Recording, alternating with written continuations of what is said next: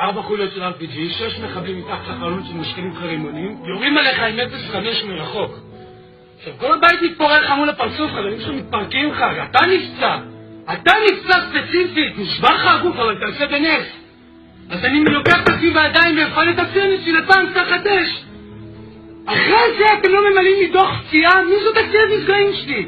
איפה הוועדה? איפה? מי היה אמור לקחת אותי ליחידה לתגובות קרב? וזה אחרי התקלויות. שנצאו אותי בקרב, הוא להילחם לבד. נטשתם אותי, לא עשיתם החוצה באפקט החרמה. אני הייתי גם גולנצ'י, למה אתם לא מטפלים בי? אני הרגתי בשבילכם בידיים האלה, אתם אומרים חבים דם על הידיים? אני הרגתי בשבילכם יותר מ-40 איש! רצחתי! אז מה אתם פה היום? 9 שנים אין לי 1%? אם עושים צריכה לשלם לי כחול? 10,000 שקלים? 100,000 שקלים? מה נראה לכם? פה ככה זה עומד? אמא שסיימה לי את הבית חולים של הפציעה שלי בעזה. אתם תבעתם את אמא שלי. אין לי דוח פציעה. מי זאת הקצינת נפגעים שלי? מי זאת?